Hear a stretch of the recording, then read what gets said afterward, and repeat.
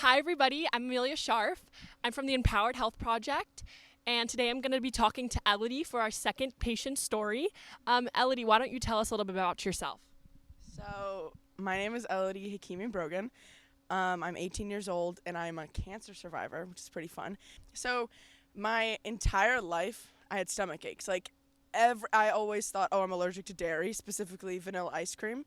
I don't know why, but I refused to eat it because I thought it would make my stomach hurt. And then eating out made my stomach hurt, and I thought, oh, I just have some gluten allergy or something like that. But every single meal I would eat, my stomach would hurt. So I would try different foods and drink celery juice and all that crazy shit. And it would work, and then it wouldn't work, and the pain would come and go. And I also could never poop as a kid. I had horrible constipation, and I was always bloated. And I remember I would have my pain attacks got more and more severe as I got older, and they would go from just minimal period cramps but that's what it felt like.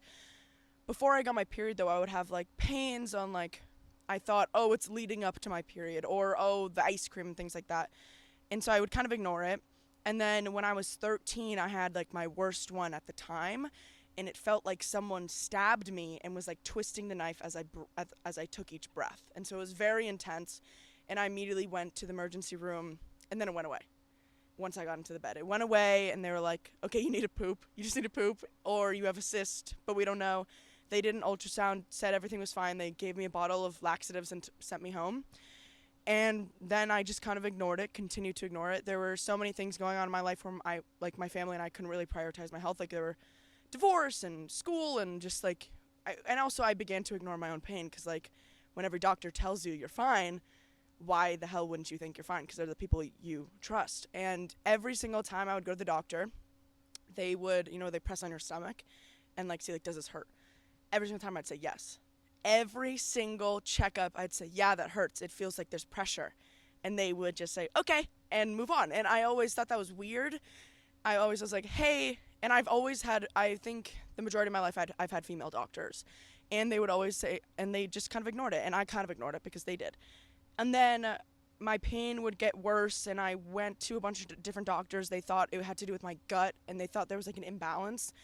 And so I got put on this diet called the Fodmap Diet, where I could eat as much carbs as I wanted, but no apples, which was really annoying because I liked fruit at the time, and I still do. But so I couldn't eat all those things, and then it worked, and then it didn't work. And then I switched to a new school. I was really busy with that. My pain attacks got more severe, and they just kept coming, and it felt like I had my period, so that was a good excuse to put the pain behind. And then all of a sudden my period cramps were all month long. Every single day, it felt like someone was stabbing me. But then I thought, this is before your period, you get cramps. You get cramps during your period, and then you get cramps after your period. That's normal, right? It's not at all. That's not how your period should go. And then I went one day after a water polo practice. I had the worst pain attack I'd ever had. And it was on my right side, which is where your appendix is. And so, right? Yeah. And I think so. But my friend had her appendix burst the week before. So I was like, oh shit, my appendix is going to burst. I'm freaking out. And I am a very stoic person. I don't cry from pain. I've broken multiple bones. My mom will tell you the time when I broke my elbow and slept with it for 2 days straight, broken, and I didn't shed a single tear. I don't cry from pain. I was sobbing. I was wailing. I was begging my mom to go to the grocery store. I was crying at every speed bump. It was the worst pain I had ever been in my life. And I got there, and it went away. And I was like, what the fuck? What is wrong? And I thought I went to the ER to fart because I thought it was gas pain. My friend was like, maybe it's gas pain. That could be things. So I was like, Elodie went to the ER to fart. What a fucking embarrassment. I was really mad at myself for dragging my mom there. And it was 2 a.m. But then my mom thought, oh, it could be your gallbladder because both my parents had their gallbladders moved. So they don't have good ones. Obviously, I don't probably have a good one. And so my mom was like, okay, it's going to take hours to get an ultrasound. Let's just get an ultrasound later that week. Look at your gallbladder. We'll figure it out then. I went home, went on with my day, told my friends I went to the ER to fart because they all thought I was going to die. And then a week later, I got an ultrasound done. And I thought nothing of it because first I was so used to not getting an answer to my pain. So for years and years and years, I was told I had IBS. I was told I had gut problems. I was told it was my period. I was told I need to work out more. I was just told plethora of things and never was diagnosed. And then, so I was used to not getting an answer. I was used to it, which is not something that people should be used to. And I went to my mom, after the ultrasound, my mom sat me down one day, and she said, I have good news and I have medium news. And I thought, oh, maybe something happened with my dad, or maybe like she got a promotion or something like that. And then she said, the good news is that your gallbladder's fine. The medium news is that you have a tumor that is covering your entire reproductive system. And I was like, how the fuck is that medium news, Tanya? What the, like, how? And apparently that's how my therapist told her to say it, which I think is really funny, because I don't know, but I think that's hilarious that that was medium news. And immediately, even though I was terrified, because like my dad had a brain tumor, right? So I know tumor is not a good word, even though it can be benign, even though it can not have to do with cancer. I knew it wasn't a good word regardless. So that was freaking me out. And I also knew that, okay, it's at my lower abdomen. For my entire life, I was unable to lose that, what I thought was fat. And I remember in like 3rd grade in my Grey's Anatomy phase, I was looking at my stomach and I thought, do I have a tumor? Literally, I was like, do I have a tumor? No, I'm watching too much Grey's Anatomy. I need to just do more sit-ups. Turns out I did have a tumor. So I was like, oh my God, I'm going to be skinnier. When I found out, I was like, I'm going to be skinnier. And I know what the root of my problem is, because it was covering my entire reproductive system. That must be the reason why I can't poop, or I poop too much. Like it felt like a relief, but then at the same time it felt, holy fuck, I have a tumor at 16. And so that was terrifying. It was a hard thing to process. And then, and I was also 3 months into my brand new school when I found out. And I was very fortunate that I had a great support system, thank God. And then I went to the doctor, and I remember going into the cancer center, and I thought, what the fuck am I doing here? I was like, why am I walking into the cancer center? Why are there bald people here? Why are there like bald elderly people who are in wheelchairs and have vomit bags? I was like, what is going on? And I was the youngest one by far. In fact, when I went to the desk to check in, they said, oh, are you checking in your mom? And I had to be like, actually, I'm the one who's most likely to have cancer in the group of us, unfortunately. And so they checked me in, and then my doctor sat me down, and she said, yeah, there's definitely something in there, when she did my exam. And that was very reassuring. I thought, oh, thank fucking God there's something in there, because what else would be it was just nice to know that there was a root of the issue. Like there was something to do about it. And then she said, so you're going to need surgery. And I thought, fuck, I'm going to miss school. I'm going to miss my first water polo season. I'm going to have a scar that's like 8 inches long down my stomach. And that was like, oh, that's so bad. And then she said, it might be cancer. And we don't know, and we won't know till you do the surgery. And I said, like, the fuck? I swim 15 hours a week. I've eaten organic my entire life. My mom wouldn't even buy unorganic potato chips. I mean, you know my mom. My mom's like, we don't use microwaves. We don't put plastic in the fridge. Like, I never smoked. I wear sunscreen. How the fuck could I have cancer? It doesn't make any sense. I've done everything I could avoid it. And she said, you might have cancer, and we think it might be ovarian cancer. What are your other symptoms? And she listed things of other symptoms. She said, do you have frequent urination? I said, yeah, I do. I need to pee all the time. She said, okay, that's one of the symptoms. Are you bloated all the time? I said, yeah. And yeah. Are you constipated? Yeah. Are you tired all the time? Yeah. I had every single symptom of ovarian cancer, which to me is like, if someone comes in with stomach pains, maybe check a few things off the list. Like maybe be like, do you have all these other things? But they didn't. And then I went to get an MRI, and I found out that it was huge. I named my tumor Kimberly. Rest in peace. But I named her Kimberly, and she was covering my entire reproductive system. In fact, when you looked on the MRI, it looked like I had a baby in there. She was 18 centimeters long. She was, no. She was huge. She was like, in the MRI, it literally looked like I had a baby in there. It was crazy. And then I went to more doctors, and they said, yeah, you're going to need surgery, and it's very likely that it's cancer. And the cancer part went one ear and out the other, because I think I was too stressed out about everything else, and I just didn't really want to think about it. So my parents were freaked out. They were like, holy shit, should I have cancer? And I'm like, oh my God, I'm going to be skinnier. Yay! Like, that was like my main thing that I was excited about. And also I was trying not to freak out about it. And I coped with it. I coped with humor. I like made a Fuck Kimberly 69 Instagram account where I'd post like pictures about how much I hate her. I threw a Fuck Kimberly party. And then I went into surgery, and I came out, and they said it's benign, right? But they said we won't know if it's all benign until 3 weeks. And so I was happy that it was benign. I recovered very quickly. They got all the tumor out. It didn't pop. I got to see pictures of what the fuck was living inside of me. Shit was crazy. It like had like blood vessels, and like It was 2.5 pounds. She was big. And then 2 weeks later, I went into the cancer center again, and they said you have stage 1 ovarian cancer and you need to do chemo in 2 weeks. And I was like, what the fuck? That doesn't make any sense. I'm 16. How the fuck can I have cancer? I've done everything to avoid it, and it felt like such a slap in the face to like all my efforts to be healthy. And they're like, you have cancer, you have to do chemo in 2 weeks, and you're gonna lose your hair. And that for me was the biggest thing, because I had just felt like I had fallen into my identity finally. I felt comfortable in my own skin. My curls started to like look really good. I was really feeling good about myself. And they're like, you're gonna lose it.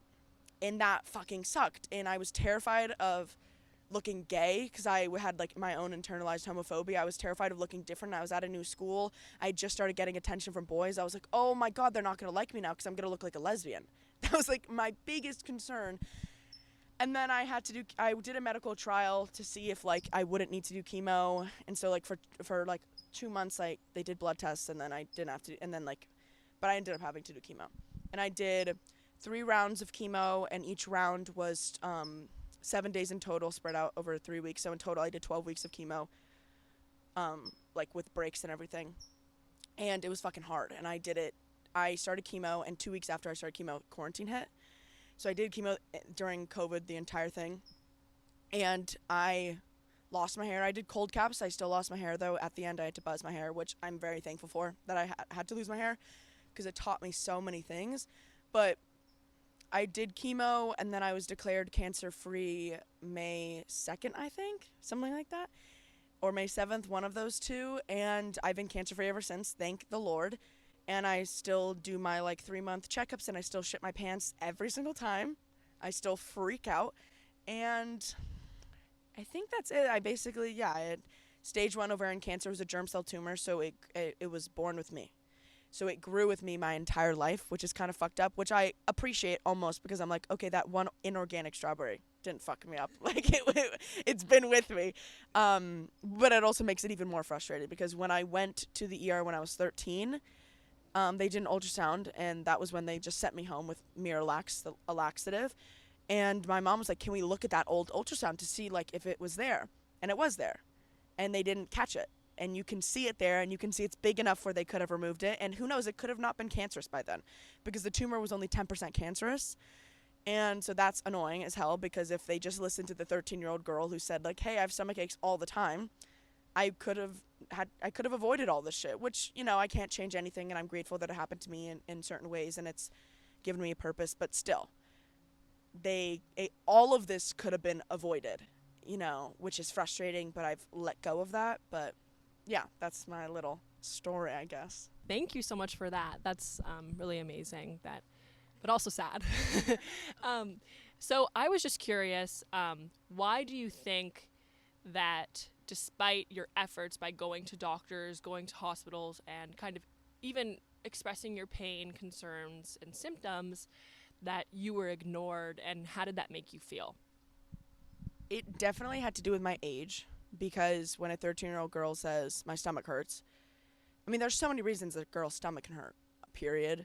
Anxiety, I definitely had both of those. And, like, I think the cancer I had, specifically germ cell ovarian cancer, is, like, the chances of me getting that cancer at that age is, like, 0.002%. So I understand that that's not what they were looking for, but it's still frustrating that they didn't at least try. But I think it definitely had to do with me being a girl, because if a girl says she has stomach pains, well, every girl has stomach pains once a month for 7 days or whatever. And so they kind of ignore it. And I think I think it was because I was a girl, because I had symptoms that, like, period symptoms are similar to that. Oh, she pees a lot. Girls have smaller bladders. Oh, she has stomach aches. It's a period cramps. Oh, she's bloated. She's allergic to dairy. They don't think about anything. But if, like, a guy, my balls hurt. Okay, let's go to the doctor. You get a scan immediately. They figure it out. And it's like, so I think I've seen so many girls DM me and say, I might have every symptom that you had, and they won't listen to me. And they say, you're too young for cancer. And I say, then tell them about me. Tell them about me. And sometimes doctors are like, well, that's rare. Yeah, it is rare, but it's too fucking common also. The reason why ovarian cancer kills so many women is because they catch it too late. I know so many girls who have mothers who have died from ovarian cancer because the doctors didn't listen to them their entire lives. And I'm very lucky that I went to that ultrasound that one day, and my mom really pestered the doctor on getting it, said like she needs an ultrasound for her gallbladder. And if I never got that test, I still would have thought pain was normal, and maybe it would have become more obvious about the pain. Who knows? It could have been stage 2 by then. It could have been stage 3. It could have been stage 4. It could have turned out much worse. So I think me being so young and me being a girl had to do so much with it, especially for my cancer, because it's not a common kid's cancer. Like Hodgkin's lymphoma or like brain tumors or leukemia, those are kid cancers. They look for those, which is good because they're very common. They should be looking for those. But it's still, even with those kids, I know kids who had lumps in their neck and they were like, it's fine. It's fine. It's nothing. And they just don't listen to kids, which is stupid because 1 in 278 kids, I believe, are diagnosed with cancer before they're 18. That's not rare. That's someone in your school. I know there's another cancer kid in my school. There's like 4 in my grade, and there's like 4 in my entire school. It's not that rare, and I think doctors need to stop treating it like it's the last possible thing, because when you treat it like that, then you diagnose it at stage 3 or 4, and then there's really not that much you can do. So I was lucky that I got it at 1, but I think that was because my mom was like, what the fuck is wrong with my child? Do something about it, because for my entire life there was never anything like that. So I definitely age and definitely gender for sure. Thank you so much. So can you just talk a little bit about like Sick Kid Chronicles and kind of how you've had kind of the social media success, I would say, and just talk about like how kind of your journey and like, you know, not feeling listened to and just like kind of the hardships of cancer kind of have inspired you either in like the work that you're doing now or just like your plans for the future. So when I was diagnosed, I was so frustrated that it wasn't like Fault in Our Stars. I was pissed. I was like, where's my hot cancer boyfriend? Where's the support club? Where are all these people who like out of nowhere just have cancer and you're friends with them, then they're cool and you go egg people's houses? Like, where is that moment? And I was so frustrated to realize that isn't true. At least it especially wasn't true for me in quarantine, right? That has to do with it. I know there are plenty of cancer support clubs, but not that many teen ones. There's a lot of children's cancer resources, right? But when you're a child, like when you're a teenager, you don't want to fucking go to Disneyland for your Make-A-Wish. It's not fun. You want to be a teenager. So it's such young adult cancer and teen cancer kind of grouped in the same thing, where they are so misunderstood, and the doctors don't know how to treat them, and they don't know how to talk to them, and they don't, because like I know kids who they did chemo in Spider-Man themed rooms, right? And like, because they either think you're a baby or you're with the geriatrics. Like, that's how it is. And so I was so frustrated that there wasn't any resources for me that I decided to make them for others, because I was like, I just want to post about this shit. I want to make cancer jokes because it makes me feel better. And it only took one video of me crying at a scarf store to like completely blow up out of nowhere, and I got like 30,000 followers overnight. And it stressed me out because I was like, fuck, I have a platform. But then I was like, you know what? I want to post about things. And then I remember one of the first comments I got was, I had cancer too as a teenager. This was one of the hardest things to go through. I'm here to talk to you if you ever need me. And that was such a relief, because I didn't know any cancer kids in my personal life. And to know that some stranger on the internet wanted to talk to me and wanted to hear my story and wanted to give me advice felt so reassuring. And that happened so many times. So I continued posting. I grew. I think I have like 55,000 followers or something like that, and like 12,000 on Instagram. But I wanted to post more, and I think in the beginning it just was more for me. And as I continued to post and continued to see the responses, I was like, this is not just for me anymore. Because I not only am I helping the kids who need it, but I'm helping the kids who are affected by it. Like, I had a girl comment on one of my videos saying, my dad died last month from cancer, and although it's been very hard, it's been very nice to see you survive it, because it just been making it a lot easier. And like things like that, where it's like, my best friend has cancer and you're helping me get an insight to her that she is not ready to give to me yet. And that like is all I want to do, because not only do I want to help the sick kids feel better, I want to make their environment more comfortable and more effective and less like toxic. And so that was a big thing with the blog. The first article I ever posted on the blog was because I had an English assignment of like debate something that's very like like, give a controversial opinion, right? And my controversial opinion was, stop saying you're so strong to sick people, right? And my English teacher was like, this is great. And I was like, I want to publish this. I want to get this out there. I like writing. I'm writing a book, but I was like, I want it out as soon as possible because it's important. And I wrote my first article about the worst things you can say to someone with cancer or illness and why, and what better things to say. And I really appreciated the response I got when I debuted the post. And I also, when I debuted the website, I also posted an article called, like, Why Me? Dealing with the unanswerable question of being a sick kid, because I think that's, like, why the fuck did I get cancer? Why not this annoying bitch in this popular group who's, like, a cunt and, like, is so annoying and has everything else in life and has rich parents and has like, her dream car and has never gonna have to work in her life? Why doesn't she get cancer? Why do I have to? I have enough struggles that I don't need anymore. And it also is like, why do kids just get to be kids and I can't? So that was very frustrating. So I wrote about that. But it all started with, I wanted people to understand that even though their intentions are good, you are hurting people. And you need to realize that it's not an attack on you. It's an attack on how we treat sick people in a society. And so with my blog, I just do my best to not only create relatable content for the sick kids, but also educate the people around them, because that will benefit the sick kids way more than, I just want to make a bigger impact than just saying, hey, I had cancer too. Like, that feels good. But the people around them are the ones who are going to need to take care of them. I can't hug them all the time. I can't take care of them. People need to realize that although they're trying to help, they're not, and they're making it worse. So that's why I started it. Obviously, you're very young when you got diagnosed with cancer. And so do you attribute, like, most of your kind of diagnosis to your mom and kind of the pressure that she put on doctors? Because a lot of what the Empowered Health Project talks about is, like, self-advocacy and patient advocacy. And obviously, when you're really young, that's something that's super difficult to do. So I want to hear a little bit more how your mom helped advocate for you and how you've learned to sort of advocate for yourself in the doctor's office. I think my mom, she's had health issues. My dad has had health issues. It just runs in our family. What I got wasn't genetic. Like, my dad didn't give me cancer, which is a question a lot of people ask. But he did not give me cancer. He had leukemia, and I got a ovarian tumor. So they're not very common. Like, they don't connect. But my mom has always, like, when I said I need to go to therapy, she sent me to therapy. When I needed to go to another doctor, she sent me. It's just when we'd go, they wouldn't listen. And I think that was frustrating for both of us. And also my mom, I don't know why I said it like that. My mom and my dad were in divorce when, like, all of this was happening. And I think we were all distracted by that. And then I think at a certain point, my mom saw that, like, I would tell her, oh yeah, I had a pain attack in water polo and I couldn't play for like 30 minutes.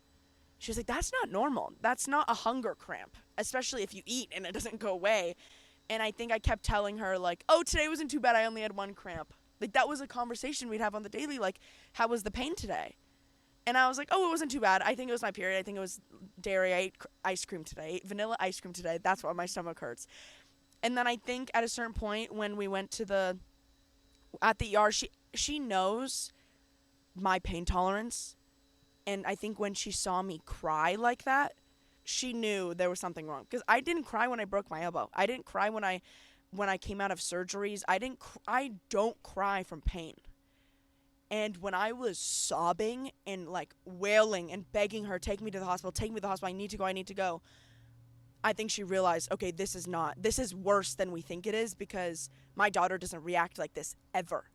And I think she was like, you need to get an ultrasound. She pestered my doctor. My doctor was like, yeah, sure, whatever, we'll get it, no big deal. I'm sure you'll be fine, but we'll get it, we'll check it out.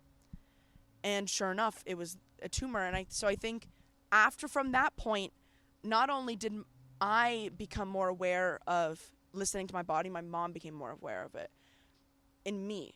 And so, like, I have a chronic illness too that developed because of my chemo, where, like, it's called POTS, where I feel faint and, like, sometimes I pass out, and sometimes, like, if I don't drink enough water or I don't eat enough salt, like, I get chest pains, I get lightheaded. It's not really fun. It's really an annoyance. It's really just, like, fucking annoying. It's not deadly or anything like that, and I'll grow out of it, hopefully.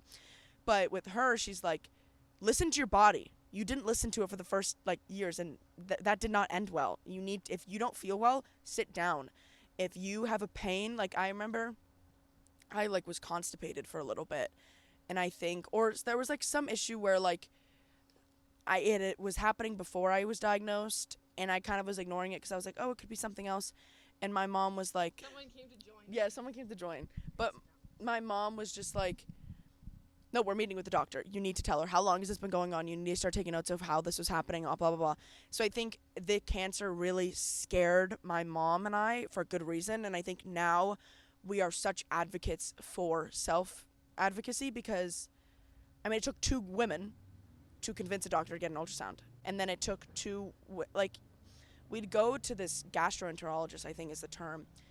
And she was like, you have blah, blah, blah, blah. She put me on this diet. My mom was like, well, how do we know that this diet works? Like, shouldn't we do a test? And they were like, we can do a test if it doesn't work.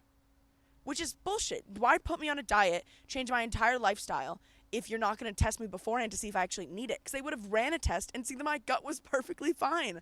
And then maybe they would have questioned it, but they're like, let's try this first. Let's rip up your life for a bit.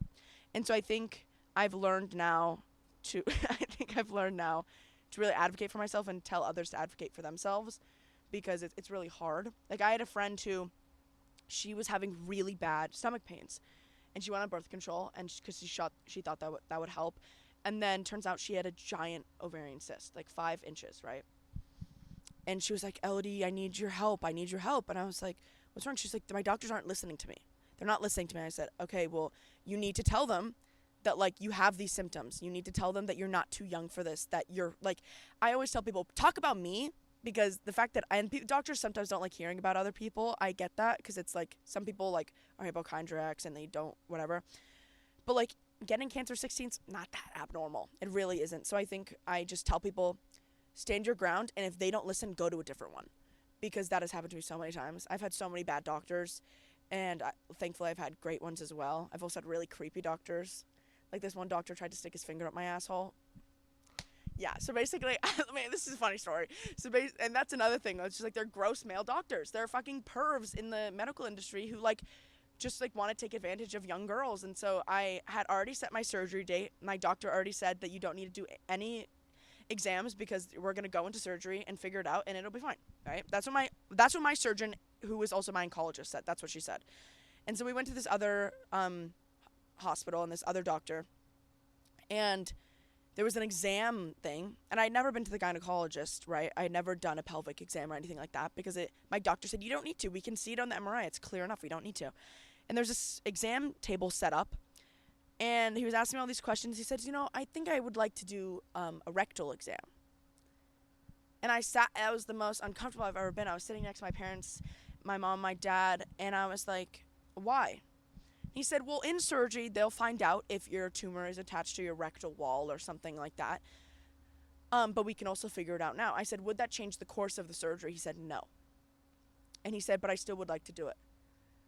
And so I looked at my mom, and my mom was like, I think she was just shocked, and my dad was also, I don't think my dad got it. I don't think it clicked for him, because he's had so many medical things that he listens to the doctors, and he doesn't realize that, like, if, like, he's a fucking perv, when there's literally no information that he will gain from sticking his fingers up my asshole. And so I was like, I don't want to do that. And he was like, okay, we'll move to a different room though. We moved to the room that we were supposed to be in the whole time, which is like the discussion room. And he told me no new information at all. He said, okay, you're going to have surgery on the 21st. Yeah, it's covering both of your ovaries. Literally, I've been debriefed on it a bajillion times. He just wanted to stick his finger up my asshole. And so I've had plenty of gross doctors who don't listen and who want to stick their fingers up my butthole. And it's just like, I don't know, you really, and in that moment too, if I was alone, I think I would have been really scared to say no. And I was lucky that my parents were there, because I think if I was alone, it would have been harder to say no, and I would have felt more uncomfortable and would have felt more scared. And then I had to go sit with him and, like, fucking talk about it. Like, it was not fun. And my mom, like, called, and there had been already, he had already been, like, sued a bunch of times. And I was like, how the fuck is he still in business? But I think I'm a really big advocate for self-advocacy. But it took me to get cancer to get there, because you think, trust your doctors, it's fine, but it's not, obviously, as we both know. Okay. I think we covered everything. Don't you think so? Else. I can't remember anything else. I mean, yeah. Thank you so much, Elodie. Yeah, I really appreciate you being here. Thank you for having me. It's nice to talk about cancer from now and again. It's very fun. Yeah. All right, bye.